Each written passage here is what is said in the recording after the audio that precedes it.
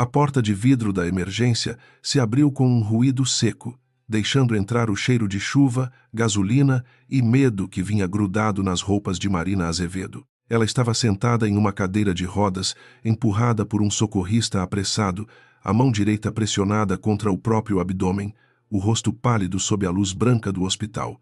Mesmo ferida, não gritava. Seus olhos acompanhavam tudo: o corredor, os relógios, os crachás, as mãos que se aproximavam, como se ainda comandasse uma sala cirúrgica e não fosse agora uma paciente abandonada. Rafael caminhava ao lado por pura obrigação, sem tocar nela, com o terno amarrotado e uma mancha escura na manga. Seu olhar não procurava o rosto da esposa, mas a entrada principal, onde Bianca esperava sob um guarda-chuva vermelho, tremendo mais de raiva do atraso do que de frio. Ele havia repetido ao socorrista que fora apenas uma colisão, um acidente infeliz em uma avenida molhada, mas Marina ouvira o modo como sua voz endurecera antes da batida, a discussão interrompida pelo som dos freios, o silêncio culpado depois do impacto. A equipe de triagem se aproximou com eficiência treinada, e Marina respondeu às perguntas com frases curtas, preservando forças. Nome completo, idade, alergias, tipo sanguíneo, dor no peito, tontura, perda de consciência. A enfermeira que segurava a prancheta hesitou ao reconhecer a cirurgiã que muitos no hospital tratavam com respeito silencioso. Marina percebeu a mudança, mas não pediu privilégio. Seu orgulho não era vaidade, era disciplina.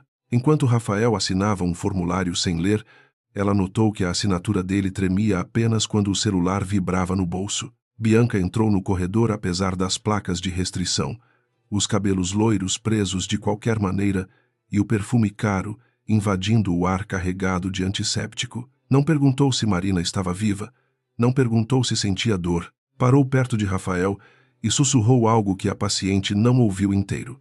Apenas pedaços suficientes para cortar mais fundo do que o vidro que lhe arranhara a pele. Não podemos ficar aqui. A diretoria vai saber. Seu marido respirou fundo, passou a mão pelo rosto e olhou para Marina com uma impaciência quase administrativa. Marina sempre soubera ler pequenas fraturas nas pessoas. Era isso que fazia com corações abertos, antes mesmo do bisturi, quando observava um monitor e entendia o desastre antes que ele se anunciasse. Naquela noite, leu Rafael sem dificuldade. Não havia pânico amoroso. Não havia culpa verdadeira. Não havia luta interna entre dever e desejo. Havia cálculo. Ele avaliava quanto tempo precisava permanecer para parecer humano, quanto risco Bianca representava no corredor, quantas câmeras poderiam ter registrado a chegada dos três, quantas mentiras seriam necessárias até o amanhecer. Quando o médico plantonista pediu que Rafael aguardasse do lado de fora, ele se inclinou sobre Marina pela primeira vez. De perto, seu rosto ainda era o mesmo que ela amara durante 11 anos. Bonito, polido, acostumado a receber perdão antes de merecer-lo. Disse que voltaria rápido, que resolveria um assunto urgente e falaria com a equipe, mas seus olhos evitavam os dela. Marina não respondeu, apenas segurou o lençol com a mão esquerda, sentindo uma dor funda se espalhar pelas costelas, enquanto a certeza entrava nela com a frieza de uma lâmina limpa. Rafael saiu com Bianca antes que terminassem os exames iniciais. A porta automática engoliu os dois e devolveu ao corredor o reflexo molhado da noite. Ninguém fez comentário, mas Marina sentiu as testemunhas em volta. O residente desviou os olhos. A enfermeira ajustou o acesso venoso com delicadeza excessiva. O segurança fingiu consultar a rádio. Aquela piedade muda era quase insuportável, porque transformava a queda íntima em espetáculo público. Marina fechou os olhos por um instante, não para chorar, mas para impedir que a humilhação ocupasse o espaço que a lucidez ainda precisava defender.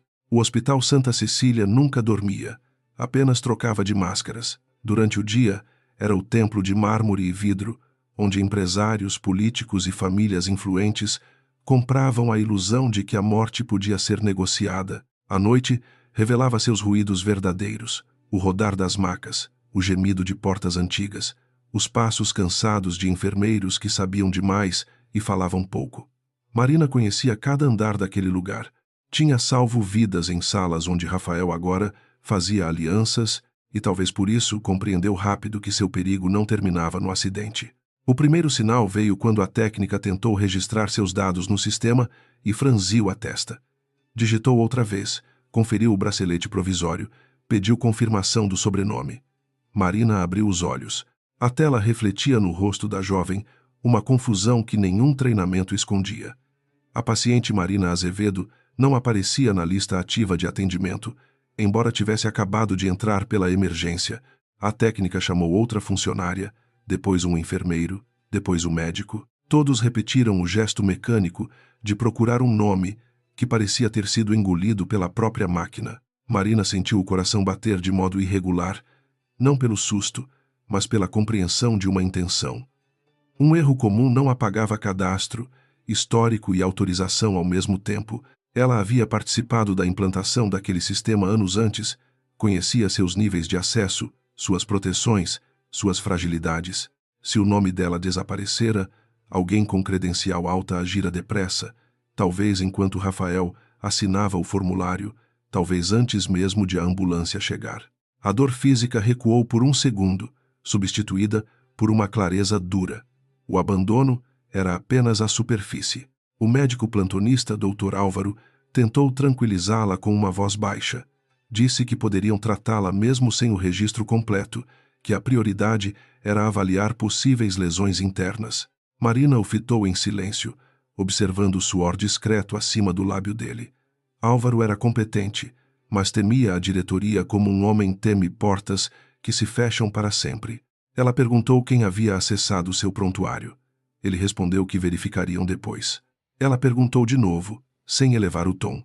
A segunda pergunta pesou mais que um grito, e ele não conseguiu sustentar o olhar.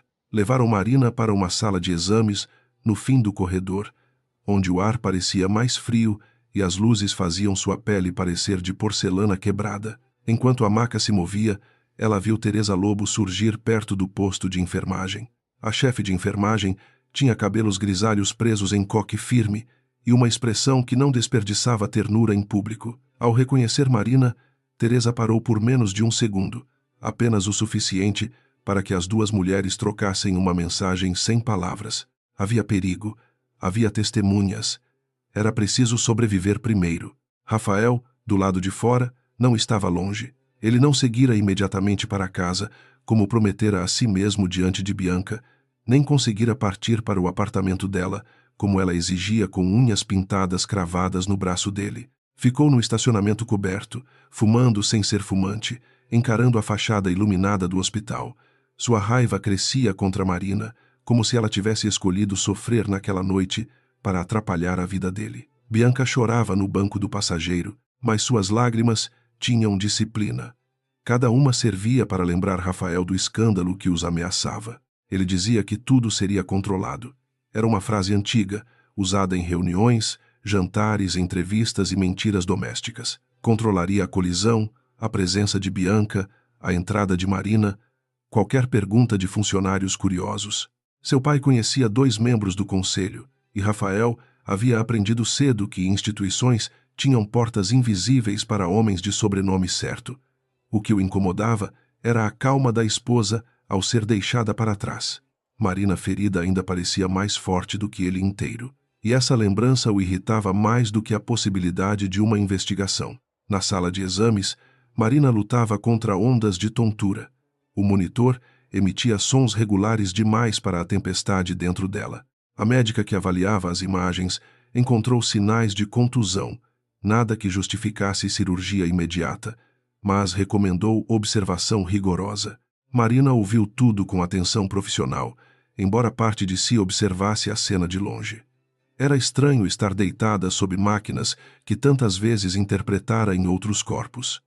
Mais estranho ainda era saber que, enquanto seu sangue secava sob a gaze, alguém decidia se ela continuaria existindo oficialmente naquela noite. Teresa entrou quando a médica saiu para pedir novos exames. Fechou a porta com cuidado e aproximou-se sem demonstrar pressa. Disse que o registro de Marina fora retirado da fila principal, depois vinculado a uma transferência inexistente para outra unidade. Havia também uma solicitação para restringir acesso ao prontuário, assinada com credencial administrativa. Marina não perguntou quem. O nome já se formava entre elas com peso suficiente. Teresa acrescentou que 2 câmeras do corredor haviam parado de gravar por falha técnica exatamente 5 minutos depois da chegada da ambulância. A notícia não arrancou surpresa de Marina, apenas uma palidez mais profunda. Durante anos, ela acreditara que a inteligência de Rafael era ambição sem coragem para o mal. Agora percebia que confundira polidez com limite moral. Ele não precisava empurrá-la de um precipício para destruir. Bastava apagá-la aos poucos, transformar uma esposa ferida em uma ausência conveniente, uma médica respeitada em um dado perdido, uma testemunha em ruído administrativo. Teresa segurou sua mão por um instante. Foi um gesto breve, mas naquele toque havia uma promessa que nenhuma assinatura falsa poderia anular. Marina pediu que Teresa não confiasse em ninguém da administração. Falou baixo, escolhendo palavras entre respirações doloridas. Precisavam de cópias, horários, nomes de usuários, qualquer rastro antes que desaparecesse. Teresa a ouviu sem interromper, mas seus olhos escureceram quando percebeu que a paciente pensava como cirurgiã em pleno desastre.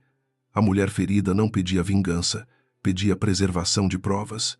Marina sabia que raiva sem estratégia era combustível desperdiçado. Se Rafael havia iniciado uma guerra escondida sob formulários e corredores limpos, ela responderia no território onde sempre fora superior: precisão, memória e paciência. Do outro lado do hospital, Álvaro recebeu uma ligação que o fez parar junto à janela. A voz masculina não se identificou, mas mencionou a diretoria, o conselho e a necessidade de evitar ruído em um caso familiar delicado. Pediu que a paciente fosse mantida discreta, sem visitas, sem registro público e sem comentários.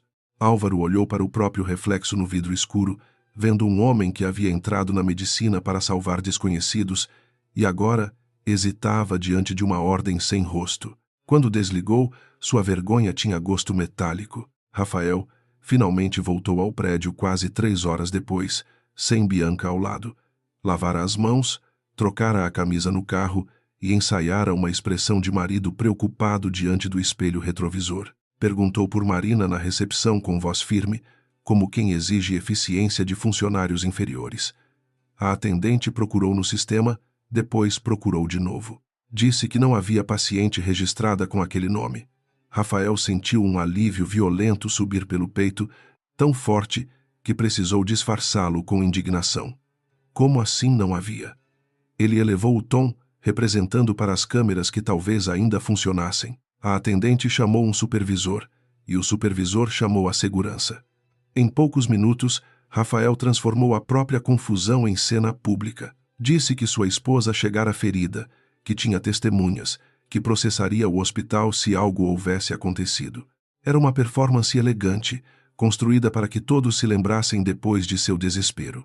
Por dentro, porém, uma pergunta o golpeava. Quem havia completado o apagamento antes que ele mandasse? Quem levara Marina para fora de seu alcance? Ele queria controle, mas encontrava um vazio que não obedecia às suas mãos. Teresa observava de longe, parcialmente escondida pela porta do corredor restrito. Ao lado dela, Marina permanecia sentada em uma poltrona de transporte, coberta por um casaco simples, os cabelos presos às pressas, o rosto ainda marcado pela noite. A chefe de enfermagem havia encontrado uma rota de serviço até a ala antiga, onde registros manuais sobreviviam por teimosia de profissionais que não confiavam inteiramente em sistemas modernos. Marina viu Rafael gesticular na recepção e sentiu a última ilusão se partir sem ruído. Ele não procurava a esposa. Procurava o problema. Por um momento, o corpo de Marina pediu rendição. Pediu cama, silêncio, esquecimento, uma manhã em que a dor fosse apenas consequência do acidente e não de 11 anos reescritos pela traição. Ela quase permitiu que o cansaço a dobrasse. Então, uma maca passou ao lado com uma menina febril, segurando a mão da mãe, e Marina lembrou por que nunca aceitara atalhos em seu trabalho. Vidas dependiam de pessoas que não desviavam os olhos. Seu casamento podia ter sido uma mentira, mas sua vocação não era. Seu nome também não seria. Teresa conduziu Marina pela passagem lateral, enquanto Rafael avançava em direção ao posto de enfermagem, exigindo falar com alguém da emergência. A cada metro, Marina sentia a dor latejar, mas continuava ereta. Não queria que a primeira imagem de sua sobrevivência fosse a de uma mulher arrastada. Queria guardar para si a dignidade de caminhar, mesmo devagar, mesmo com o mundo inclinado. Antes de desaparecer atrás da porta de serviço, olhou uma última vez para o homem que a deixara na emergência, e depois voltara, tarde demais para encontrar L.A. Rafael virou a cabeça naquele instante, talvez por instinto, talvez porque arrogantes também pressentem quando perdem algo que julgavam possuir. Por uma fração de segundo, seus olhos encontraram o corredor vazio onde a porta acabara de fechar. Ele não viu Marina, mas sentiu a ausência dela como uma acusação. O sistema dizia que ela não existia ali. Os funcionários diziam que não sabiam. As câmeras talvez nada mostrassem. Ainda assim, pela primeira vez desde a batida, Rafael teve medo. Não do hospital, não da polícia, não de Bianca.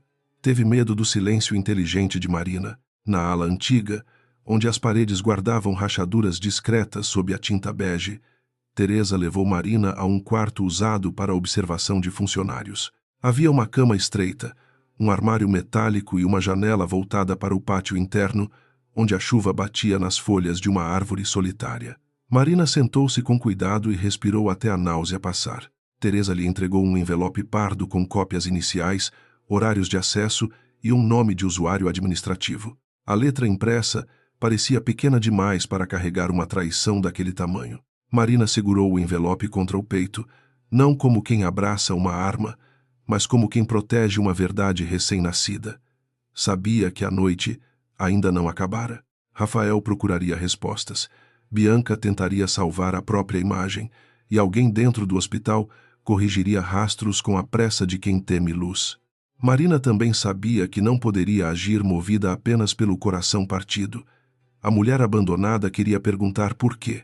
A médica, a estrategista e a sobrevivente queriam perguntar quem autorizou, quem lucrou, quem seria o próximo paciente apagado. Quando Teresa apagou a luz principal, deixando apenas o brilho fraco do abajur, Marina enfim permitiu que uma lágrima escorresse. Não foi pela amante, nem pelo casamento, nem pela vergonha diante de desconhecidos. Foi pelo instante exato em que ouvira Rafael prometer voltar e soubera que ele já tinha ido embora muito antes daquela noite.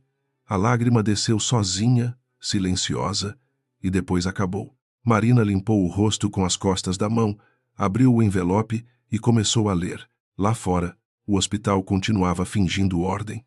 Dentro dela, a guerra começava. A ala antiga parecia existir fora do relógio do Santa Cecília, afastada do brilho caro dos elevadores panorâmicos e do mármore que recebia os sobrenomes importantes da cidade. Ali, o cheiro de desinfetante era mais áspero. As lâmpadas tremiam de vez em quando, e o silêncio tinha uma qualidade humana, feita de cansaço e prudência. Marina permaneceu sentada na cama estreita, com o envelope aberto sobre o colo, enquanto Teresa verificava o soro e a pressão com movimentos econômicos. Nenhuma das duas desperdiçava palavras, porque sabiam que palavras atravessavam portas. O corpo de Marina exigia repouso, mas sua mente recusava a imobilidade. Cada folha impressa no envelope lhe devolvia uma parte da noite, em forma de registro frio, horário de entrada, tentativa de cadastro, cancelamento administrativo, transferência inexistente, restrição de acesso. O nome de usuário que aparecia repetido pertencia ao setor de governança clínica, uma área que raramente tocava casos de emergência. Aquilo era pior do que medo de escândalo conjugal. Era uma operação. Rafael não apenas a abandonara, ele havia acionado uma estrutura preparada para apagar inconvenientes. Teresa puxou a cadeira para perto da cama e falou com a voz de quem já tinha aprendido a dizer verdades sem se exaltar. Explicou que o quarto ficava registrado como área de repouso para funcionários em plantão duplo, sem vínculo com pacientes externos. 2 enfermeiros de confiança sabiam apenas que Marina precisava de observação e discrição. A médica responsável pelos exames receberia cópias manuais, não digitais, até que entendessem quem controlava o sistema. Marina ouviu tudo, admirando a precisão silenciosa daquela mulher que o hospital subestimava por usar uniforme em vez de paletó. A dor nas costelas aumentava quando Marina respirava fundo, e havia uma pressão atrás dos olhos que anunciava febre ou exaustão. Teresa insistiu para que ela dormisse ao menos 2 horas, mas Marina pediu o próprio celular. A tela estava trincada, manchada por pequenas gotas de sangue já escurecidas. Havia mensagens de Rafael enviadas após sua chegada ao hospital, frases calculadas demais para alguém desesperado. Onde você está? Quem levou você? Pare com isso, Marina. A última mensagem não perguntava se ela estava viva. Exigia controle sobre sua ausência. Marina digitou uma resposta e apagou, antes de enviar. A mulher ferida queria escrever palavras que queimassem. Queria perguntar se Bianca esperara no carro enquanto ele simulava preocupação. A cirurgiã sabia que qualquer reação ofereceria a Rafael um mapa de seu estado emocional. Ela desligou o aparelho, retirou o chip e entregou a Teresa. Pediu que o guardasse longe dali. Se Rafael ainda tinha influência suficiente para bloquear prontuários, talvez tivesse gente capaz de rastrear chamadas. Teresa não discutiu. Apenas colocou o chip dentro de um frasco vazio e o escondeu no bolso. Quando enfim fechou os olhos, Marina não encontrou sono, mas fragmentos. A chuva no para-brisa, a mão de Rafael no volante, a voz dele dizendo que Bianca era apenas uma colega em crise, a risada nervosa dela no banco de trás. Lembrou-se do instante em que percebeu a mentira inteira, não como suspeita, mas como evidência. Bianca usava o lenço que Marina comprara meses antes para o aniversário do marido. O detalhe fora pequeno, vulgar, quase ridículo. Ainda assim, abrira uma fenda por onde todo o casamento desabou. Na memória, a discussão crescia junto ao ruído da tempestade. Marina pedira que Rafael parasse o carro.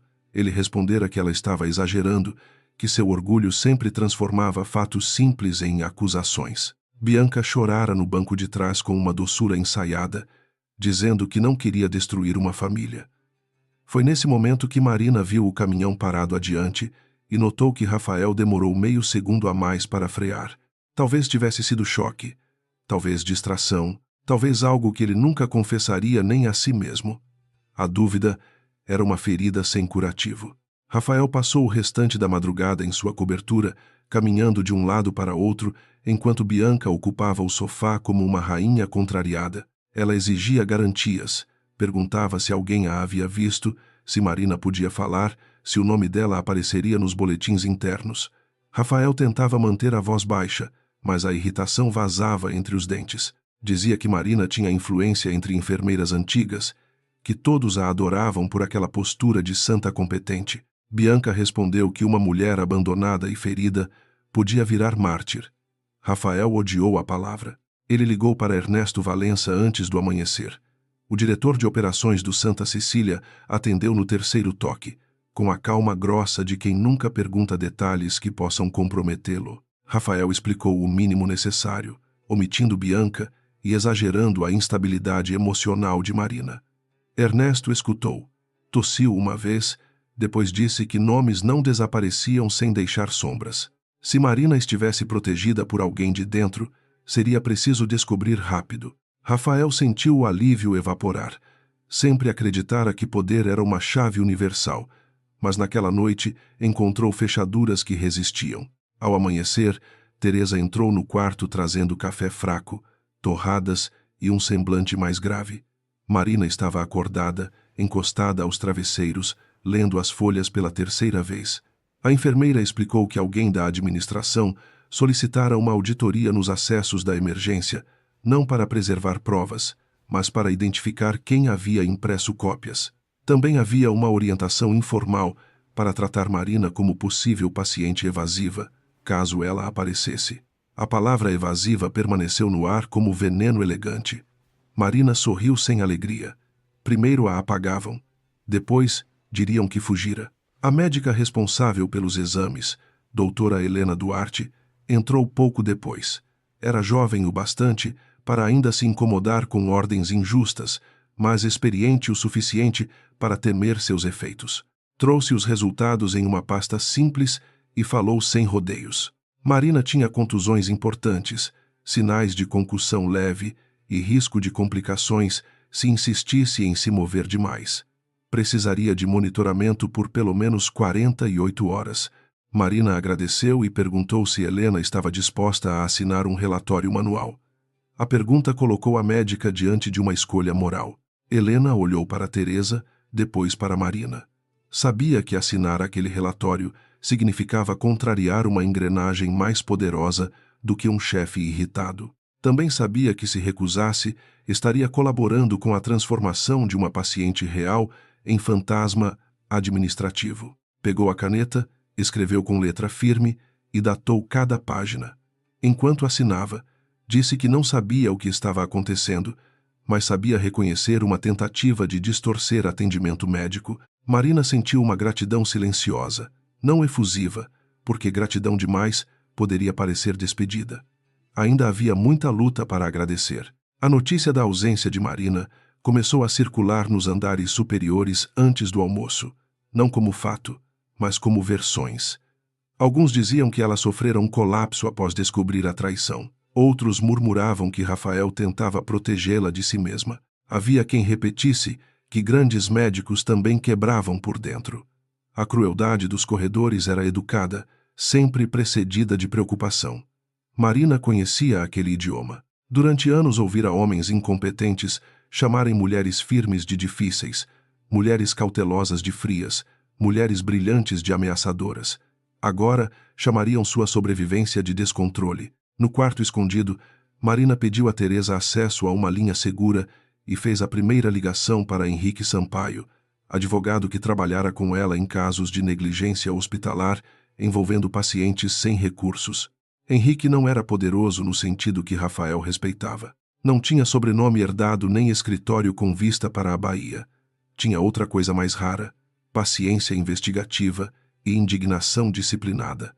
Quando ouviu a voz rouca de Marina, não fez perguntas inúteis. Apenas pediu que ela respirasse devagar e contasse tudo desde o começo, sem omitir vergonhas. Marina relatou o acidente, a presença de Bianca, a saída de Rafael, o apagamento do cadastro e as cópias obtidas por Teresa. Enquanto falava, descobriu que narrar a própria humilhação era uma forma de atravessar, lá sem se afogar.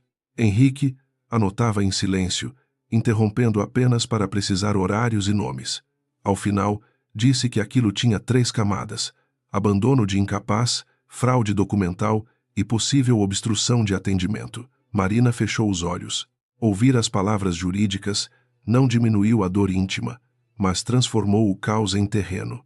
Terrenos podiam ser medidos. Henrique prometeu enviar um mensageiro de confiança para buscar cópias físicas, mas pediu que Marina não saísse da proteção de Teresa. Rafael provavelmente tentaria forçar um encontro ou construir uma versão pública antes que ela pudesse falar. Marina concordou, embora ficar parada fosse contra todos os seus instintos. A cada minuto, imaginava documentos sendo apagados, testemunhas sendo pressionadas, Bianca ensaiando lágrimas diante de um espelho. Teresa percebeu a tensão nos dedos dela e colocou o copo de água em sua mão. Disse que sobreviver também era uma ação. Marina aceitou a repreensão. Naquela tarde, um mensageiro entrou pelo acesso de fornecedores, levando uma caixa de gaze e saiu com um envelope oculto sob a jaqueta. Ninguém no corredor percebeu, exceto um auxiliar administrativo que observava demais. Teresa viu o homem pelo reflexo do vidro e memorizou seu crachá. O hospital estava cheio de olhos pequenos vendidos por medo, ambição ou simples necessidade de pertencer ao lado forte. Ela conhecia esses olhos desde antes de Marina se tornar cirurgiã. O poder sempre acreditava que só paletós faziam história, esquecendo as mãos que abriam portas. Rafael chegou ao hospital no fim da tarde, com flores brancas e uma expressão cuidadosamente devastada. Trouxe também um assessor de comunicação, apresentado como amigo da família, e exigiu reunião com Ernesto Valença. No gabinete envidraçado da diretoria, falou de Marina como se falasse de uma propriedade extraviada. Disse que ela estava frágil havia meses, que a pressão profissional a tornara desconfiada, que talvez estivesse tentando puni-lo por divergências conjugais. Ernesto escutou sem surpresa. Homens como eles raramente inventavam mentiras do nada. Apenas organizavam preconceitos já disponíveis na cabeça dos outros. Bianca não apareceu no hospital, mas telefonou para Rafael 6 vezes. Em cada chamada, a voz dela alternava medo e ameaça. Lembrava que sacrificara a reputação, casamento e paciência por ele. Dizia que não aceitaria ser tratada como detalhe descartável se a história viesse à tona. Rafael encerrava as ligações com promessas cada vez mais curtas.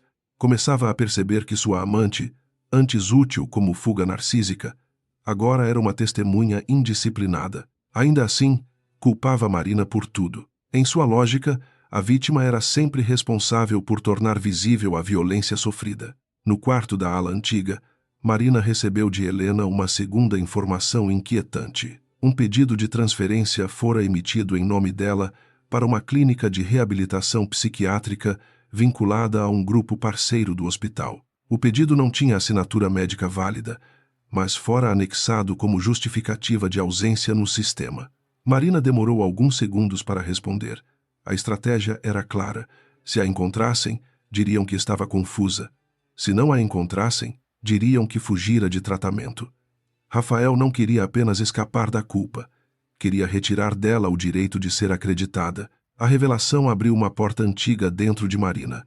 Lembrou-se de uma paciente chamada Joana, costureira, que perdera o marido após uma cirurgia adiada porque o plano de saúde recusara a cobertura de última hora. Marina lutara contra a decisão, mas Rafael, então responsável pela expansão administrativa da clínica, pedira que ela fosse prudente. Dissera que nem todas as batalhas valiam o desgaste institucional. Na época, Marina aceitara aquilo como pragmatismo. Agora via a frase sob outra luz. Talvez o sistema que tentava apagá-la já tivesse apagado muitas pessoas sem nome famoso. Ela pediu a Teresa os nomes de pacientes que haviam sumido de listas cirúrgicas nos últimos 2 anos, especialmente casos sociais transferidos sem explicação. Teresa hesitou apenas porque sabia o tamanho do precipício. Depois abriu um armário trancado e retirou um caderno de capa azul. Não era documento oficial, disse ela. Era memória de enfermeira. Ali estavam datas, iniciais, leitos, promessas quebradas, famílias que choraram em corredores, enquanto apartamentos executivos recebiam prioridade. Marina folheou o caderno com dedos lentos. A própria dor deixou de ser centro.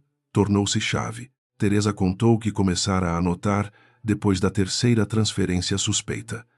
Pacientes pobres eram movidos para unidades distantes, enquanto doadores influentes apareciam repentinamente em posições favoráveis. Havia sempre justificativas técnicas, sempre carimbos, sempre frases bonitas sobre protocolos. Rafael participara de reuniões com seguradoras e investidores, sorrindo ao lado de médicos que depois negavam vagas com expressões consternadas. Marina sentiu uma vergonha feroz por não ter visto antes. Teresa, percebendo, disse que ninguém enxerga uma parede inteira quando está ocupada sustentando o teto. A frase não absolveu Marina, mas a manteve de pé. Ao anoitecer, Henrique enviou uma mensagem por meio de Teresa. As cópias recebidas eram suficientes para pedir preservação judicial dos registros, mas ele precisava de algo mais forte para impedir que Rafael dominasse a narrativa pública. Precisavam de uma prova da presença de Bianca ou de uma conexão direta entre Rafael e a alteração administrativa. Marina encarou a janela escura. A chuva cessara, mas o pátio ainda brilhava como pele ferida. Ela lembrou do lenço, do perfume, de uma frase dita por Bianca no corredor.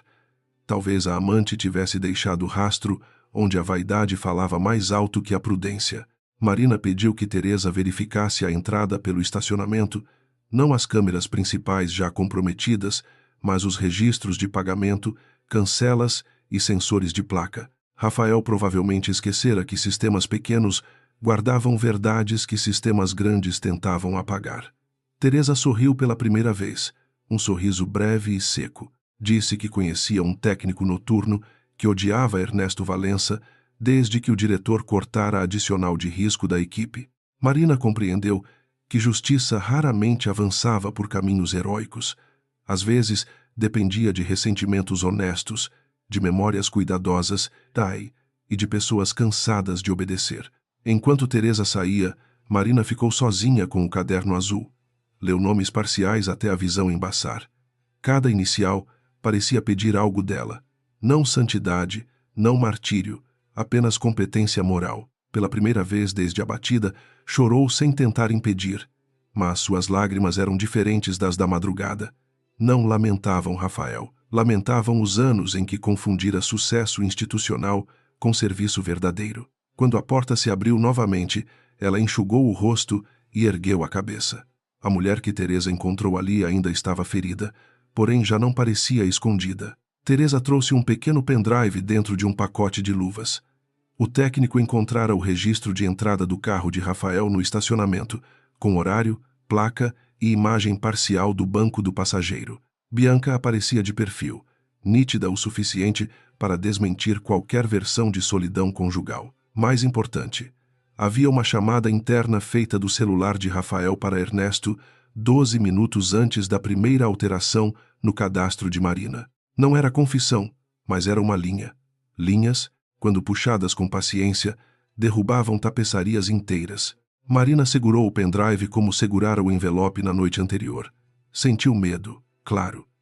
Ser corajosa nunca significara ausência de medo, e sim recusa em entregar a ele a direção dos próprios atos. Rafael ainda tinha dinheiro, contatos e a vantagem cruel de falar primeiro. Ela tinha provas iniciais, aliados discretos e a verdade que sozinha não bastava, mas organizada podia se tornar força. Pediu a Teresa que descansasse um pouco. A enfermeira respondeu que descansaria quando visse Rafael Valença aprender que hospitais não pertencem a homens de terno. Na cobertura, Rafael recebeu a notícia de que uma petição preventiva havia sido protocolada em caráter urgente por Henrique Sampaio, solicitando preservação integral de registros da emergência, acessos administrativos e imagens de estacionamento. Leu a mensagem enviada por Ernesto 3 vezes, sentindo o estômago se contrair. Marina estava viva, consciente e assistida. Pior, estava pensando. Bianca percebeu a mudança no rosto dele e perguntou o que acontecera. Rafael não respondeu. Pela primeira vez, entendeu que abandonar Marina na emergência talvez tivesse sido seu menor erro. O maior fora acreditar que uma mulher apagada não saberia escrever o próprio retorno. Na madrugada seguinte, Marina dormiu por quase 1 hora, e nesse sono curto sonhou com uma sala cirúrgica sem luz, onde todos os monitores mostravam seu nome piscando em silêncio. Ao despertar, encontrou Teresa sentada perto da porta, vigiando como uma sentinela antiga. O corpo ainda doía, mas sua respiração estava mais firme. Marina pediu papel e caneta. Começou a listar nomes, datas, prioridades, riscos e perguntas. No topo da página, escreveu apenas uma frase em português claro para que ninguém pudesse distorcer depois. Eu não desapareci. Tentaram me apagar. O terceiro dia depois do acidente começou com uma notícia plantada em 3 colunas sociais digitais, antes mesmo de o hospital servir o primeiro café aos acompanhantes. A nota não citava Marina pelo nome completo, mas insinuava que uma renomada médica da cidade teria sofrido um episódio emocional após uma crise conjugal e recusado cuidados formais. A linguagem era açucarada, cheia de preocupação falsa, porém cada frase apontava para a mesma armadilha. Se Marina aparecesse, pareceria instável. Se permanecesse escondida, confirmaria a versão de fuga que Rafael preparava com método. Rafael leu a nota em seu escritório particular, cercado por fotografias de premiações e diplomas que exibiam conquistas mais administrativas do que médicas. Sentiu satisfação breve, logo corroída por impaciência. Marina continuava fora de alcance, e Henrique Sampaio já se movimentava com uma prudência irritante. Ernesto garantira que a narrativa pública ajudaria a pressioná-la, mas Rafael sabia que pressão nem sempre quebrava pessoas como Marina. Às vezes apenas as tornava mais silenciosas. Ele olhou para o reflexo no vidro da janela e tentou reconhecer ali um marido preocupado, mas viu apenas um homem acuado. Bianca chegou sem avisar, usando óculos escuros grandes demais para um dia nublado e segurando o próprio celular como se carregasse uma bomba. Jogou a bolsa sobre a poltrona e perguntou se Rafael havia enlouquecido ao deixar uma jornalista amiga publicar insinuações sem prepará-la. Seu nome não aparecia, mas bastava uma imagem do estacionamento surgir para que todos entendessem quem estava no carro. Rafael pediu calma, palavra que sempre usava quando queria obediência. Bianca riu com amargura. A mulher que fora fantasia começava a revelar dentes de sobrevivente. No quarto escondido, Marina recebeu a notícia pela boca de Henrique, que falava em viva voz no celular seguro de Teresa. Ele leu trechos da nota sem exagerar a indignação, porque sabia que Marina precisava de fatos, não de consolo. Ela escutou imóvel, o caderno azul aberto sobre a cama e o pendrive dentro de um estojo de curativos. Quando Henrique terminou, perguntou se ele podia identificar a origem do texto. Ele respondeu que sim, mas levaria algum tempo. Marina disse que tempo era exatamente o que Rafael queria roubar dela. Teresa observava a médica com uma mistura de admiração e inquietação. A febre havia cedido, mas Marina ainda se movia devagar, e às vezes sua mão apertava as costelas sem que ela percebesse. Mesmo assim, passava horas cruzando horários, iniciais e registros. Não havia pressa desordenada em seus gestos. Havia uma frieza construída sobre dor. Teresa já vira muitas pessoas feridas desejarem castigo imediato. Marina desejava compreensão total. Queria conhecer a arquitetura da injustiça antes de puxar a primeira coluna. Isso a tornava perigosa para homens acostumados a vencer no improviso arrogante. Henrique chegou ao hospital pela entrada de serviço perto do meio-dia, vestindo jaqueta simples e carregando uma pasta de couro gasta. Não parecia advogado de escândalos milionários, e talvez por isso atravessou corredores sem chamar atenção. Quando entrou no quarto, Marina percebeu que ele dormira pouco. Os olhos dele estavam vermelhos, mas a voz permanecia firme. Cumprimentou Teresa com respeito e espalhou documentos sobre a pequena mesa. Havia certidões societárias, contratos da clínica de Marina e atas de reuniões assinadas por Rafael nos últimos 6 meses. A primeira revelação veio em silêncio. Henrique mostrou uma procuração digital registrada 2 semanas antes do acidente, supostamente assinada por Marina, transferindo a Rafael poderes para negociar sua participação na Cardiovita, a clínica que ela fundara com economias, plantões intermináveis e noites roubadas ao próprio corpo.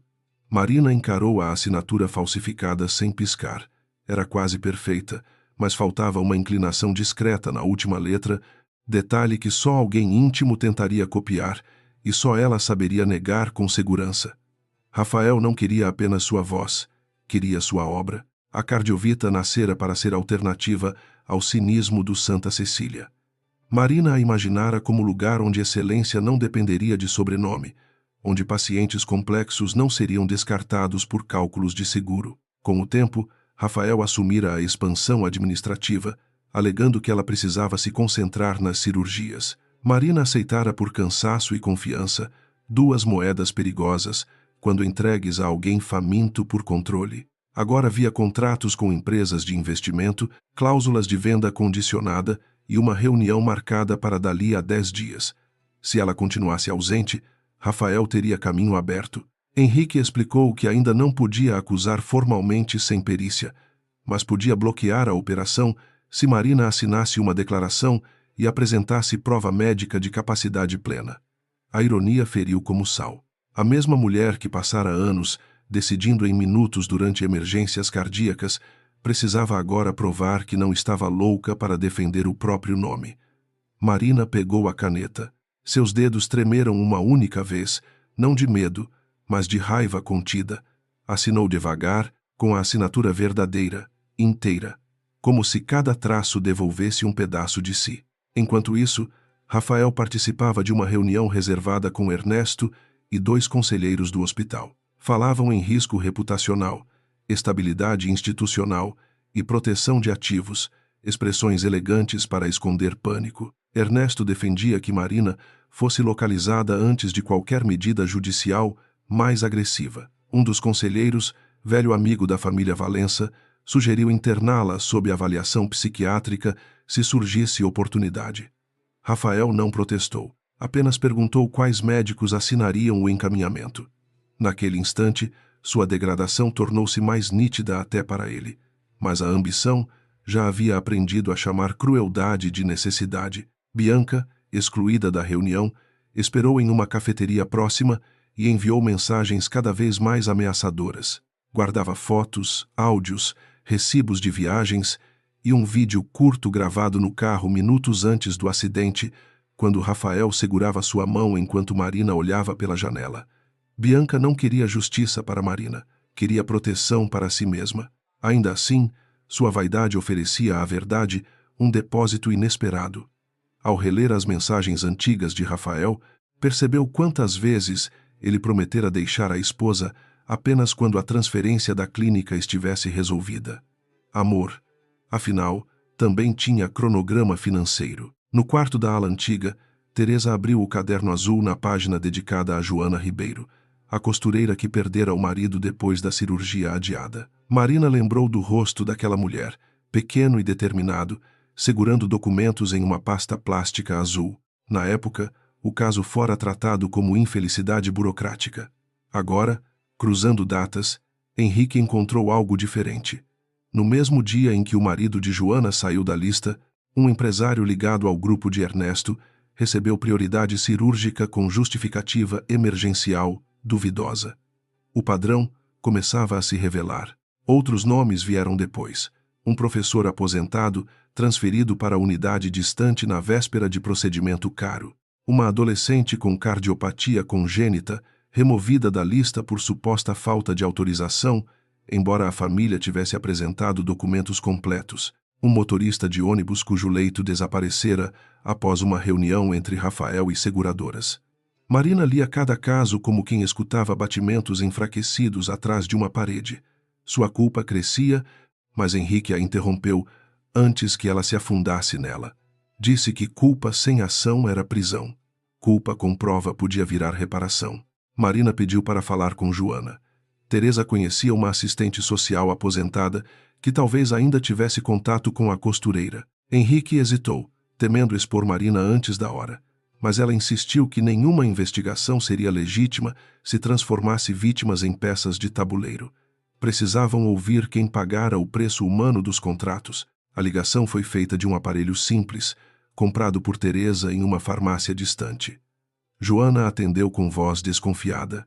Quando ouviu o nome de Marina, ficou em silêncio tanto tempo que todos pensaram que a chamada caíra. Joana aceitou conversar, mas não no hospital. Encontraram uma solução discreta. Henrique a receberia no escritório depois do expediente e gravaria depoimento com autorização. Antes de desligar, Joana disse algo que fez Marina baixar os olhos. Disse que esperara muito por um pedido de desculpas que nunca veio. A frase não era agressiva, mas atravessou Marina com precisão. Ela, que salvara tantos corações, havia falhado em perceber os que foram esmagados pela máquina ao redor. Teresa tocou seu ombro. Marina não se afastou. A força, naquele dia, exigia aceitar a própria falibilidade. No fim da tarde, Rafael tentou contato direto. Ligou para Teresa, não para pedir notícias médicas, mas para oferecer um acordo. Sua voz vinha polida, quase cordial. Disse que todos estavam preocupados, que Marina precisava de descanso, que a exposição só pioraria as coisas. Teresa ouviu sem interromper, com o telefone gravando sobre a mesa. Quando ele perguntou se ela sabia onde a esposa estava, Teresa respondeu que sabia onde estava sua obrigação profissional. Rafael entendeu o aviso e desligou. Marina, ao lado, percebeu que a guerra finalmente passara das sombras para as linhas telefônicas. A gravação não continha confissão, mas mostrava pressão indevida sobre uma funcionária envolvida no atendimento. Henrique guardou o arquivo com cuidado. Cada peça ainda parecia pequena isoladamente, porém juntas formavam uma superfície sobre a qual a verdade poderia ficar de pé. Marina decidiu que precisavam de acesso ao servidor de auditoria antes que Ernesto alterasse camadas mais profundas. O técnico noturno, chamado Caio, aceitou ajudar se seu nome fosse protegido. Não o fazia por heroísmo, explicou Teresa.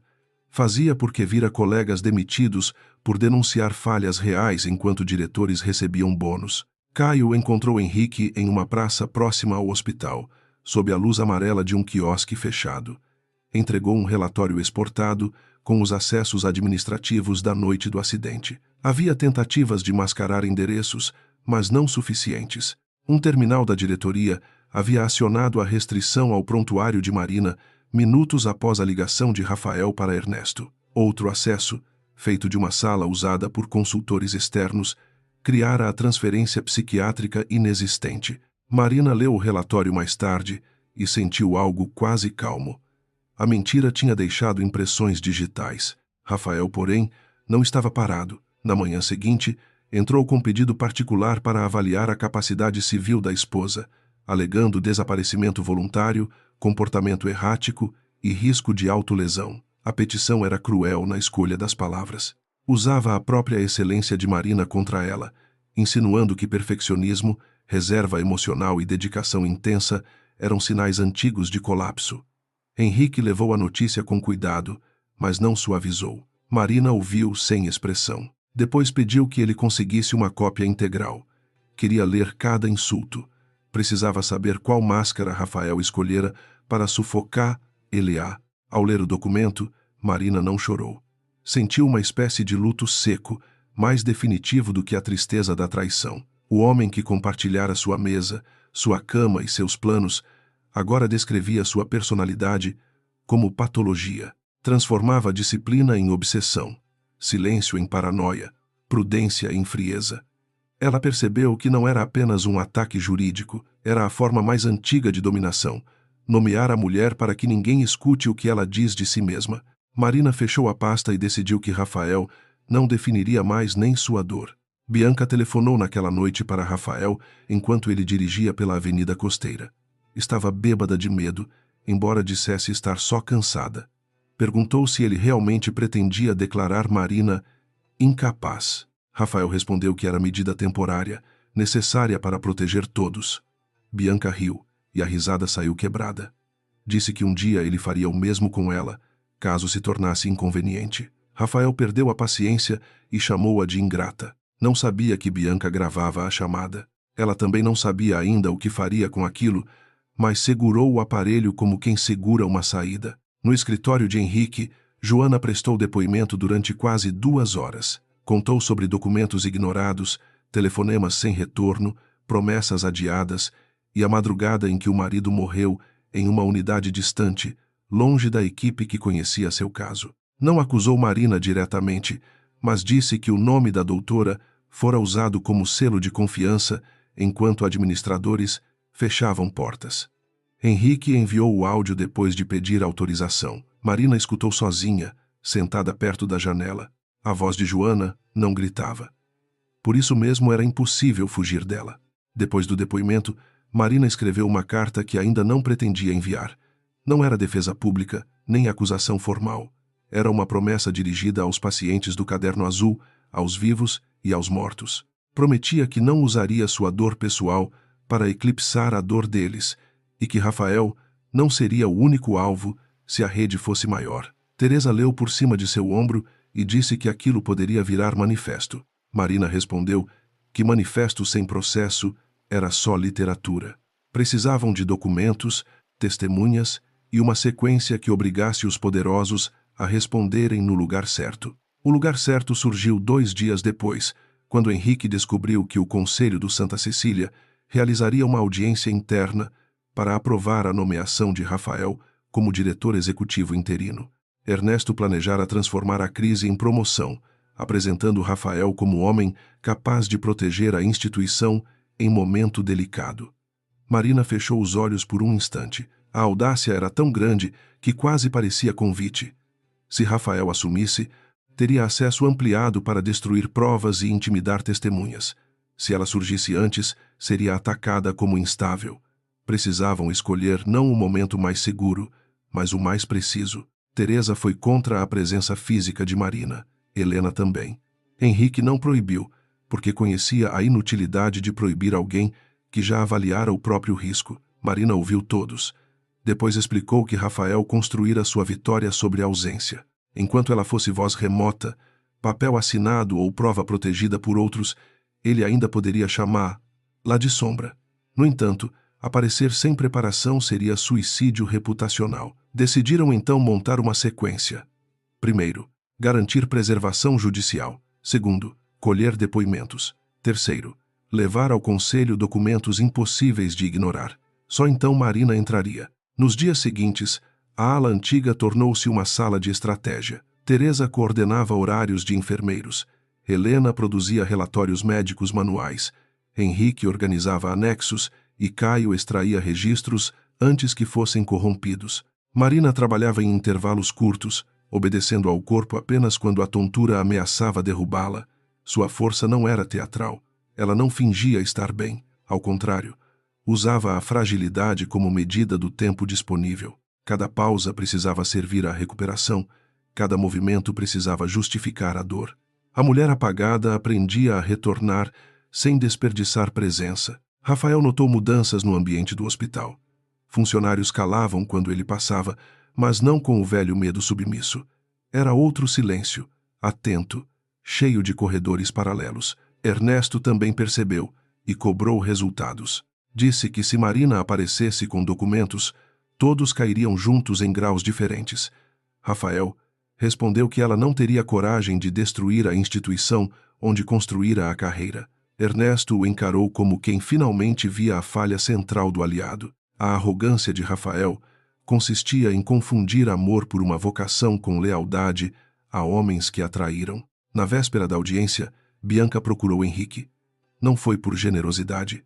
Marcou encontro em um estacionamento de mercado, entrou no carro dele sem cumprimentar e entregou um arquivo de áudio. Disse que Rafael a havia usado, mas que não aceitaria ser enterrada junto com ele. Henrique perguntou se ela estava disposta a testemunhar.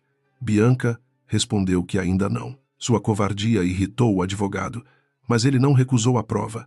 Antes de sair, ela disse que Marina devia saber que Rafael nunca pretendia divorciar-se sem tomar a clínica. Henrique não agradeceu. Apenas guardou o arquivo. Quando ouviu a gravação, Marina permaneceu imóvel. A voz de Rafael chamava a interdição de medida temporária e falava de proteger todos, mas o subtexto era claro. Bianca perguntava se ele faria o mesmo com qualquer mulher inconveniente. Rafael não negava, apenas se irritava. Não era prova completa, mas revelava mentalidade, intenção e padrão. Marina sentiu o golpe final contra qualquer resíduo de afeto. O homem que amara talvez nunca tivesse existido inteiro. Talvez fosse uma edição cuidadosa, montada com charme, ambição e a paciência de quem espera a confiança alheia virar escada. Naquela noite, Teresa ajudou Marina a lavar os cabelos em uma bacia metálica, gesto humilde que fez a médica quase chorar de novo. Não por fraqueza, mas pela intimidade limpa da solidariedade, Helena revisou seus sinais vitais e autorizou deslocamento curto com restrições severas. Henrique trouxe uma roupa escura, simples, elegante, sem ostentação.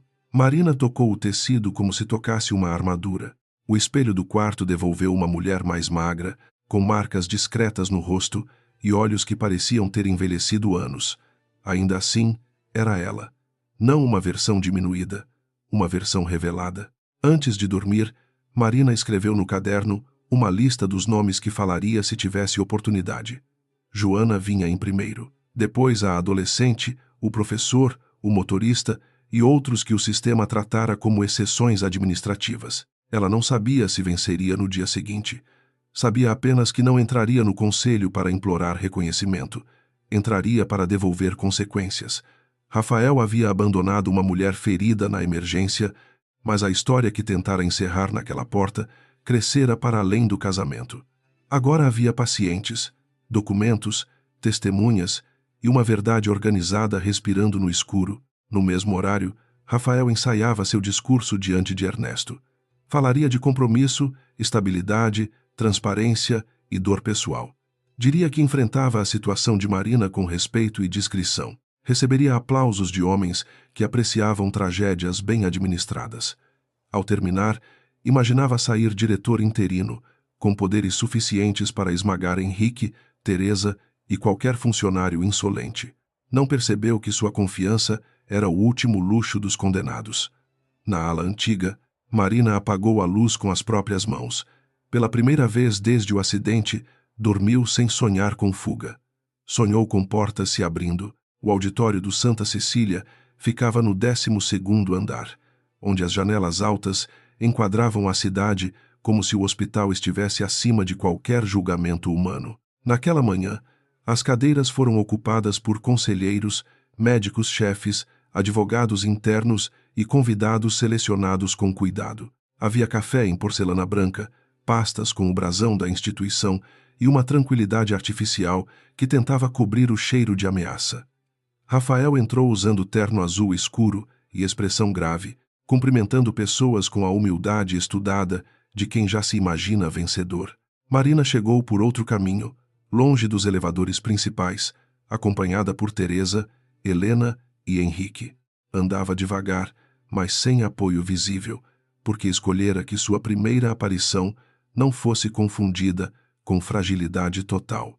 O vestido escuro cobria as marcas maiores do acidente, e o cabelo preso deixava o rosto exposto, pálido, nítido, impossível de transformar em boato. Cada passo lhe custava uma negociação silenciosa com o corpo. Ainda assim, quando parou diante da porta lateral do auditório, sua respiração estava controlada. Ela não vinha pedir compaixão, vinha exigir registro. Do lado de dentro, Ernesto Valença abria a reunião com frases longas sobre continuidade institucional. Falou de crise, reputação, responsabilidade e futuro, sem mencionar as pessoas feridas que sustentavam aquela crise. Rafael sentava-se à mesa principal, inclinado levemente para a frente, como um homem pronto para sacrificar a própria dor pelo bem comum. Alguns conselheiros o observavam com simpatia, outros esperavam apenas que a manhã terminasse sem escândalo. Henrique, ouvindo atrás da porta, sussurrou que eles já estavam no segundo ato da peça. Marina respondeu que entrariam antes do aplauso. Rafael levantou-se quando Ernesto lhe deu a palavra. Começou agradecendo a confiança do conselho e declarou que jamais imaginara discutir cargo em meio a sofrimento pessoal. A voz saiu limpa, bem modulada, ensaiada para parecer quebrada apenas nos momentos certos. Disse que Marina, sua esposa, atravessava um período delicado e que ele respeitava profundamente sua privacidade. Alguns rostos se abaixaram em solidariedade. Ele prosseguiu, afirmando que instituições fortes não podiam ser sequestradas por episódios emocionais, por mais dolorosos que fossem. Foi então que a porta lateral se abriu. O silêncio não caiu de uma vez. Primeiro houve um ruído de cadeiras, depois um murmúrio curto, depois a suspensão completa do ar. Marina entrou sem pressa, com Teresa um passo atrás e Henrique segurando uma pasta preta. Rafael ficou imóvel, a boca ainda preparada para a próxima frase. Por um segundo, sua máscara não soube qual emoção escolher. Alívio seria suspeito, medo seria confissão, ternura seria impossível. Marina caminhou até a primeira fila e parou diante dele. Disse, "Bom dia", com voz baixa, mas todo o auditório ouviu. Ernesto reagiu antes de Rafael. Pediu que a segurança fosse chamada, alegando que aquela reunião era restrita e que Marina talvez não estivesse em condições médicas de participar. A palavra médica na boca dele soou como uma chave roubada. Helena avançou um passo e declarou que Marina estava consciente, orientada e acompanhada por laudo assinado. Henrique colocou uma cópia sobre a mesa principal. Teresa permaneceu em silêncio, mas seu olhar atravessou os seguranças que surgiram à porta. Ninguém se moveu. Havia momentos em que até ordens precisavam medir o chão. Rafael finalmente encontrou sua voz. Chamou Marina pelo nome com doçura pública, quase dolorosa. Disse que estava procurando por ela havia dias, que todos estavam preocupados, que aquela exposição não a ajudaria. Marina o observou com uma calma que o feriu mais do que acusação. Ela respondeu que ele a procurara depois de deixá-la na emergência, depois de seu nome ser retirado do sistema, depois de tentar descrever ela como incapaz em um pedido particular. A sala se agitou. Um conselheiro pediu esclarecimentos. Rafael negou com rapidez, e a rapidez traiu o medo. Henrique pediu permissão formal para apresentar documentos antes que qualquer votação ocorresse. Ernesto recusou, alegando que o conselho não era tribunal. Marina respondeu que concordava, mas que nenhum conselho responsável poderia nomear diretor executivo um homem envolvido em fraude de prontuário, pressão sobre funcionárias, tentativa de interdição indevida e manipulação de contratos societários. A sequência das palavras atingiu a mesa como pedras bem escolhidas. Rafael tentou interromper, dizendo que aquilo era delírio persecutório. Marina virou-se para os conselheiros e perguntou se uma mulher delirante costumava chegar com horários, cópias e assinaturas periciais preliminares. O primeiro documento exibido foi o relatório manual de atendimento de Helena, datado e assinado na manhã posterior ao acidente. Mostrava que Marina recebera cuidados enquanto o sistema indicava transferência inexistente. O segundo trazia o registro de acesso administrativo que restringira seu prontuário minutos depois de uma ligação de Rafael para Ernesto. O terceiro reunia imagens do estacionamento, com Bianca visível no carro e Rafael entrando no hospital sem ela horas depois. Cada folha projetada na tela arrancava um pedaço da narrativa construída. Rafael olhava para a imagem de Bianca como se a traição maior fosse ela ter sido vista. Ernesto levantou-se, dizendo que registros técnicos podiam ser interpretados de várias formas. Sua voz era firme, mas seus dedos ajustavam o botão do paletó repetidas vezes. Henrique, sem alterar o tom, informou que os mesmos arquivos já estavam preservados em pedido judicial, com cópias entregues a autoridades competentes. A expressão de Ernesto mudou apenas o suficiente para Teresa perceber. Homens de poder temiam menos a verdade do que sua distribuição. Quando uma mentira existia em um único servidor, era administrável. Quando cruzava mesas, protocolos e mãos externas, passava a ter vida própria. Rafael tentou mudar a direção da sala. Disse que Marina estava usando uma tragédia conjugal para atacar uma instituição inteira. Falou que Bianca era irrelevante, que o acidente fora um episódio privado, que sua esposa sempre fora brilhante, mas exigente, dura consigo mesma, incapaz de aceitar vulnerabilidade. A retórica era elegante e venenosa. Transformava caráter em sintoma, dor em vingança, precisão em obsessão.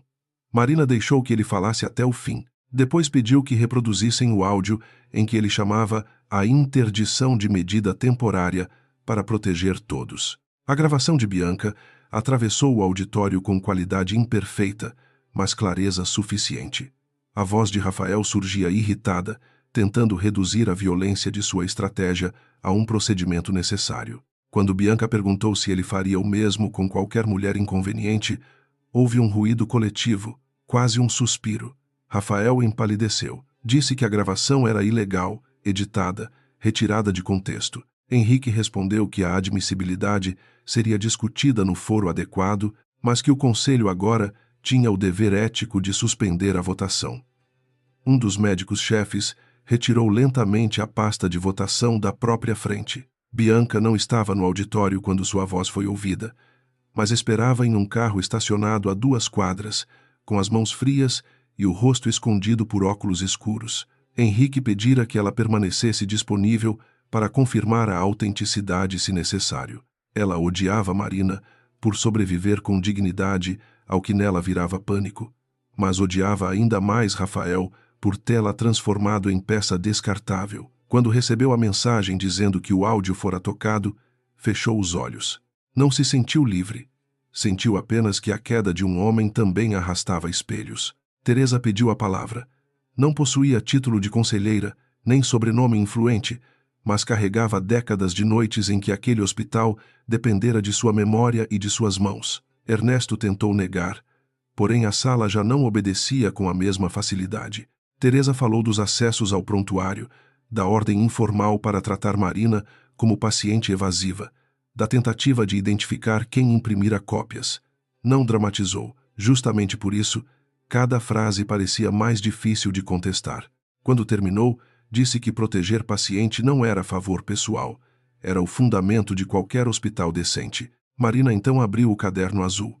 O gesto mudou o eixo da audiência.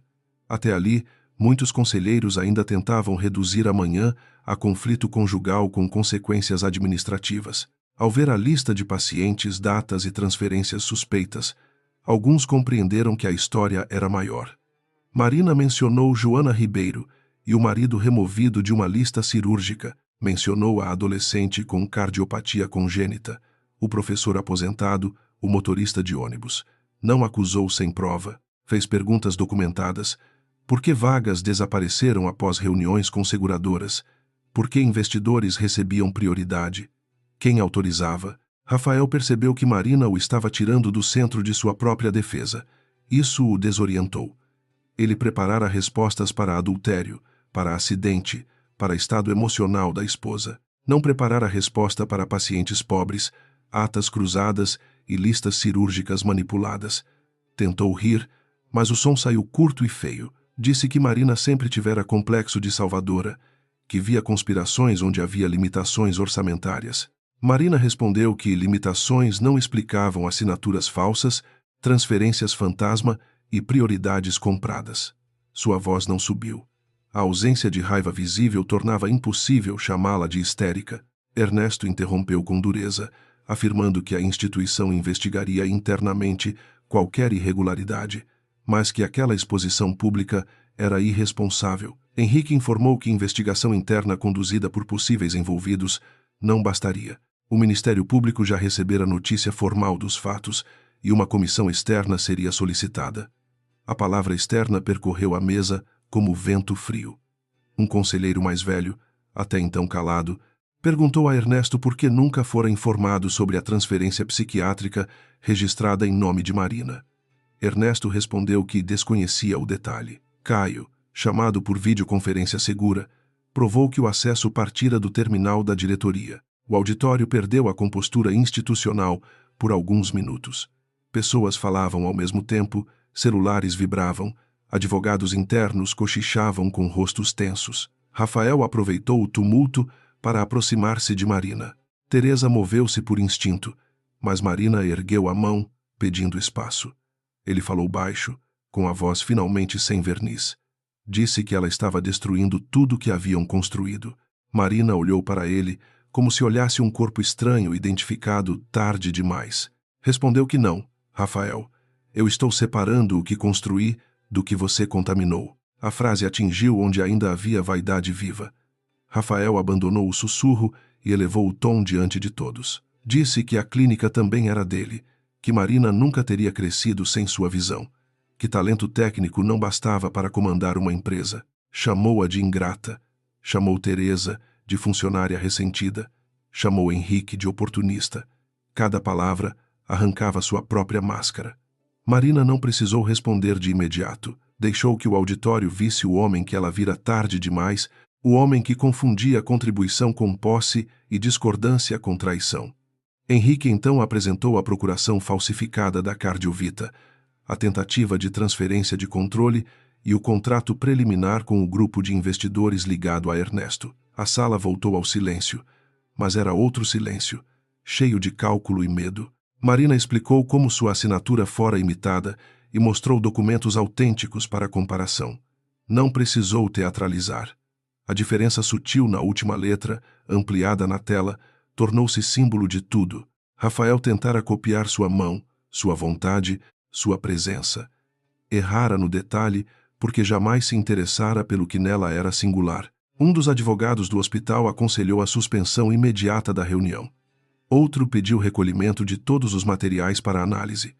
Henrique recusou entregar originais e ofereceu cópias autenticadas. Rafael parecia menor, não por perder altura, mas por perder narrativa. Ernesto falava ao telefone no canto, usando palavras cada vez mais curtas. Os conselheiros que antes sorriam para Rafael, agora evitavam seu olhar como se proximidade fosse contágio. Marina sentiu uma tontura rápida e segurou a borda da mesa. Helena aproximou-se, mas ela permaneceu de pé. Ainda faltava dizer o essencial. Marina pediu que constasse em ata sua solicitação de afastamento preventivo de Rafael e Ernesto, preservação de todos os registros de prontuário, revisão independente das listas cirúrgicas dos últimos 3 anos e contato formal com as famílias prejudicadas. Sua voz falhou apenas no último item, porque os nomes do caderno pareciam presentes na sala. Disse que a instituição podia escolher entre proteger uma aparência ou recuperar alguma dignidade. Não prometeu destruir o hospital. Prometeu impedir que ele continuasse funcionando como máquina de apagar pessoas. Isso, para muitos ali, soou ainda mais ameaçador. A votação que nomearia Rafael foi cancelada. Em seu lugar, formou-se uma decisão emergencial, relutante, mas inevitável. Rafael foi afastado de qualquer função administrativa até conclusão de apuração externa. Ernesto recebeu suspensão cautelar de acesso a sistemas sensíveis. Uma comissão independente seria convocada sob supervisão jurídica. O conselho não agiu por virtude repentina. Agiu porque a verdade se tornara grande demais para ser enterrada sem deixar crateras. Marina sabia disso e não confundiu o recuo estratégico com arrependimento moral. Ainda assim, era uma porta aberta onde antes havia parede. Rafael saiu do auditório escoltado por 2 seguranças que na véspera teriam obedecido a ele. Não estava preso, não ainda, mas a humilhação pública o consumia. Ao passar por Marina, parou e disse que ela se arrependeria, porque ninguém saía limpo depois de incendiar a própria casa. Marina respondeu que casa não é o prédio onde alguém tenta matar sua verdade. Casa é o lugar onde você ainda consegue olhar para si mesma. Rafael quis replicar, mas não encontrou frase à altura. Pela primeira vez, suas palavras chegaram atrasadas. Quando a porta se fechou atrás dele, o corpo de Marina cobrou tudo de uma vez. A dor nas costelas, o cansaço acumulado, a tensão de permanecer inteira diante de quem desejava vê-la quebrada.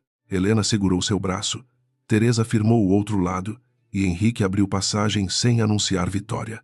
Não havia vitória completa naquele corredor. Havia sobrevivência pública, documentos preservados, nomes resgatados da margem. Marina permitiu que a levassem até uma sala reservada. Sentou-se, fechou os olhos e respirou devagar. O mundo não girava mais ao redor de Rafael. Esse era o primeiro alívio. Mais tarde, já de volta à ala antiga por poucas horas finais, Marina recebeu uma mensagem encaminhada por Henrique. Bianca confirmara a autenticidade do áudio e aceitara entregar outros registros em troca de proteção legal limitada, sem garantia de imunidade. Marina leu a notícia sem prazer. Não via Bianca como aliada, mas como alguém que, ao tentar salvar a própria pele, abrira uma fresta por onde passava a luz. A justiça às vezes avançava por mãos imperfeitas. Marina não precisava gostar dessas mãos. Precisava apenas impedir que a verdade fosse julgada pela pureza de quem a carregava. Naquela noite, a imprensa cercou a entrada principal do Santa Cecília, embora o conselho ainda tentasse controlar comunicados. A nota sobre a médica instável começou a ser substituída por manchetes sobre fraude, apagamento de prontuário e afastamento de executivos. Rafael, sozinho em um apartamento de hotel, viu sua imagem pública rachar em tempo real. Ligou para antigos aliados e descobriu que muitos telefones tocavam até cair. A rede que o sustentara não desapareceu por ética, mas por autopreservação. Ele entendeu tarde demais que arrogância compra aplausos, não lealdade. Marina, por sua vez, recusou entrevista naquela noite. Não queria que sua primeira fala pública nascesse do espetáculo. Pediu a Henrique que preparasse uma declaração curta, centrada nos pacientes e na preservação das provas. Depois ficou sozinha por alguns minutos, olhando o caderno azul sobre a mesa. Passou o dedo pelo nome de Joana e sentiu que o caminho adiante seria mais duro do que a audiência. Derrubar Rafael não bastaria. Seria preciso reconstruir confiança, reparar danos, enfrentar processos longos e aceitar que algumas vidas não voltariam para receber desculpas. Antes de dormir, Teresa entrou com uma xícara de chá e encontrou Marina sentada, ainda vestida, como se temesse que o repouso desfizesse sua determinação. A enfermeira disse que ela não precisava ficar de pé para provar que continuava existindo. Marina aceitou a xícara e sorriu com tristeza. Respondeu que durante alguns dias seu nome dependera de outros olhos, outras mãos, outras coragens. Teresa corrigiu com delicadeza. Disse que nome nenhum vive sozinho. Até os mais fortes precisam ser chamados por alguém quando o mundo tenta apagá-los. Marina dormiu pouco, mas dessa vez o sono não trouxe corredores vazios. Trouxe uma sala clara, onde as vozes dos pacientes se misturavam ao som de monitores regulares. Ao despertar, antes que a cidade terminasse de compreender a queda de Rafael, ela já sabia que a luta mudara de forma. Não era mais apenas retorno, era consequência. O homem que a abandonara na emergência perdera o direito de conduzir a história, mas ainda havia uma rede inteira tentando salvar a si mesma. Marina abriu os olhos no escuro e sentiu, com serenidade difícil, que o próximo capítulo exigiria não só coragem, mas reconstrução. Na manhã seguinte à audiência, o Santa Cecília acordou com a fachada intacta e o interior em ruínas. O mármore ainda brilhava, Os elevadores ainda subiam cheios de médicos apressados, mas a antiga certeza de impunidade havia rachado nos cantos. Auditores externos ocuparam salas antes reservadas a reuniões discretas, técnicos lacraram servidores, e funcionários que durante anos aprenderam a baixar a cabeça começaram a se olhar com cautela nova. Marina observava tudo de uma janela lateral, ainda paciente, ainda ferida, mas já impossível de transformar em ausência. Rafael foi chamado a depor 3 dias depois, acompanhado por 2 advogados que falavam mais do que ele e sorriam menos do que pretendiam. Chegou sem aliança, sem o terno impecável dos discursos, sem a escolta invisível de favores que antes o precedia em cada corredor. Tentou sustentar que agira sob pressão emocional, que buscara proteger Marina, que desconhecia alterações técnicas feitas por subordinados. Porém, cada frase encontrava documentos, horários, gravações e testemunhos. A verdade não vinha como raio, vinha como chuva persistente, entrando por frestas que ele mesmo abrira. Bianca entregou seus arquivos em uma sala pequena do escritório de Henrique, longe das câmeras que sonhara um dia atrair por glamour. Levou áudios, mensagens, comprovantes de viagens e uma fotografia do contrato preliminar que Rafael guardara em seu apartamento. Não pediu perdão a Marina, porque talvez soubesse que pedir seria outra forma de ocupar o centro da cena. Apenas disse a Henrique que Rafael sempre falava de amor como quem falava de aquisição.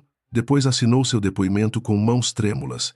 Pela primeira vez, sua vaidade serviu a algo além da própria sobrevivência. Marina não assistiu aos primeiros depoimentos. Helena foi rígida quanto ao repouso, e Teresa vigiou essa ordem como se fosse decreto sagrado. A médica detestava a própria dependência, mas aprendera que voltar à vida não era o mesmo que vencer uma batalha.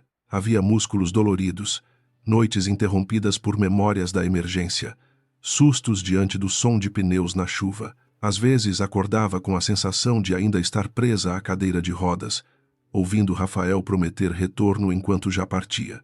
Nessas horas, não havia estratégia que impedisse o corpo de lembrar. Henrique levava notícias todos os fins de tarde, sempre separando fatos de expectativas. A investigação ampliara o alcance para contratos de seguro, prioridades cirúrgicas e possíveis vantagens indevidas. Ernesto tentava transferir culpa a Rafael, Rafael tentava transferir culpa a Ernesto, e ambos descobriam tarde que alianças feitas sobre medo desmoronam quando a perda se aproxima. Alguns médicos envolvidos pediram afastamento voluntário, outros procuraram advogados antes de procurar consciência. Marina escutava sem prazer. Queria justiça, não espetáculo. Sabia que a queda dos culpados não devolveria os pacientes que a máquina havia empurrado para fora. Joana Ribeiro foi a primeira familiar a aceitar encontrar Marina pessoalmente. O encontro aconteceu no escritório de Henrique, em uma tarde chuvosa, que parecia repetir a noite do acidente sem sua violência. Joana entrou segurando a mesma pasta plástica azul que Marina lembrava, agora gasta nas bordas. As duas mulheres se olharam com a dificuldade de quem carrega dores diferentes dentro da mesma sala. Marina pediu desculpas sem defesa, sem explicar o que não vira, como se isso apagasse a consequência. Joana ouviu calada. Depois disse que desculpa verdadeira precisa continuar trabalhando depois de dita. Essa frase acompanhou Marina por semanas. Enquanto os processos avançavam, ela iniciou uma revisão independente de todos os casos ligados à Cardiovita e ao Santa Cecília. Não o fez para limpar reputação, mas para identificar danos reais. Chamou assistentes sociais, médicos externos, advogados de pacientes e antigos funcionários. Alguns a receberam com respeito, outros com desconfiança merecida. Marina não exigiu confiança imediata. Aprendera que confiança, quando quebrada por instituições, não se recompõe com discursos bonitos. Precisa de arquivo aberto, porta aberta, resposta escrita, reparação concreta e tempo suficiente para que a promessa prove ter ossos. Rafael tentou uma última ofensiva pública. Deu entrevista a um jornalista conhecido por transformar homens poderosos em vítimas complexas. Falou de perseguição, casamento em crise, ambição de Marina e manipulação de provas por pessoas ressentidas. A entrevista, porém, foi ao ar no mesmo dia em que novos documentos revelaram a falsificação de sua procuração e a tentativa de vender participação da Cardiovita sem autorização. O efeito foi devastador. A pose de homem ferido se dissolveu diante da ganância documentada. O público, que às vezes perdoa traições íntimas, raramente perdoa fraude quando entende o dinheiro. Bianca desapareceu da vida social por um tempo, vendendo joias para pagar advogados e evitando restaurantes onde antes entrava como promessa de escândalo elegante. Marina não a procurou. Não havia irmandade súbita entre elas, apenas uma fronteira clara. Bianca participara da crueldade, ainda que não tivesse desenhado toda a engrenagem. Sua colaboração seria avaliada pela justiça, não pelo coração de Marina. Mesmo assim, em noites de lucidez amarga, Marina reconhecia que Bianca também fora escolhida por Rafael por uma razão cruel. Ele preferia mulheres que pudesse usar contra outras mulheres. A Cardiovita ficou paralisada durante o primeiro mês de investigação. Placas foram retiradas, contratos suspensos, contas examinadas. Marina caminhou pelos corredores vazios da clínica em uma manhã silenciosa, acompanhada apenas por Teresa. Lembrou-se do primeiro dia de funcionamento, das flores enviadas por pacientes, da mesa improvisada, da esperança quase ingênua de construir um lugar limpo dentro de um mercado adoecido. Tocou à porta da sala cirúrgica menor e sentiu vontade de chorar, mas não chorou. Disse a Teresa que talvez fosse preciso mudar tudo. Teresa respondeu que mudar tudo ainda era melhor do que enterrar o sonho. A reconstrução começou sem cerimônia. Marina renunciou a contratos vinculados ao grupo de Ernesto, abriu as contas da clínica à auditoria permanente e criou um conselho comunitário com representantes de pacientes. Alguns investidores se retiraram, chamando a decisão de suicídio financeiro. Marina aceitou a perda. Havia dinheiro que comprava expansão e dinheiro que cobrava alma. Preferiu crescer menos e dormir melhor. Henrique estruturou um fundo de reparação com bens bloqueados judicialmente e parte dos recursos recuperados. Não era suficiente para compensar vidas perdidas, mas era início concreto, uma resposta menos vazia que condolências institucionais. O processo criminal avançou devagar, como quase tudo que envolve gente poderosa. Rafael foi denunciado por falsidade documental, fraude, obstrução e outras condutas ligadas à manipulação de registros e patrimônio. Ernesto também respondeu por participação nas alterações internas e favorecimentos. Houve recursos, pedidos, manobras, adiamentos. Marina compareceu quando convocada, sempre serena, sempre precisa. Na primeira audiência judicial, Rafael evitou olhá-la até o momento em que seu advogado sugeriu que ela agira por vingança conjugal. Marina, então, ergueu os olhos e disse que vingança procura dor equivalente, enquanto justiça procura limite para que a dor não se repita. A frase circulou pelos corredores do fórum, mas Marina não a comemorou. Saía de cada audiência exausta, como se tivesse operado um coração sem anestesia emocional. Em casa, que agora era um apartamento menor e silencioso, reaprendeu tarefas simples: fazer café sem esperar passos de Rafael, dormir ocupando o centro da cama, escolher um quadro sem imaginar se ele aprovaria. A liberdade, descobriu, não chegava como festa. Chegava como espaço vazio que às vezes assustava. Era preciso mobiliar, lá aos poucos, com hábitos honestos, amigos verdadeiros e manhãs que não pediam permissão. Teresa tornou-se diretora de segurança assistencial da nova clínica, cargo que ela aceitou depois de afirmar que título bonito não a impediria de brigar com médico arrogante. Helena passou a coordenar protocolos de emergência e documentação manual redundante, garantindo que nenhum paciente dependesse de um único sistema para existir. Henrique continuou como consultor jurídico, mas Marina percebia que sua presença ultrapassava contratos. Havia entre eles uma confiança quieta, construída em noites difíceis, sem pressa de se transformar em romance. Depois de Rafael, Marina não temia amar, temia entregar a alguém a chave de sua percepção. Meses depois, a clínica reabriu com outro nome: Instituto Marina Azevedo de Cuidado Cardíaco. Marina resistira ao uso do próprio nome, achando excessivo, mas Joana foi quem a convenceu. Disse que um nome quase apagado precisava ficar onde todos pudessem vê-lo. A inauguração foi simples. Não houve tapete, políticos, nem champanhe.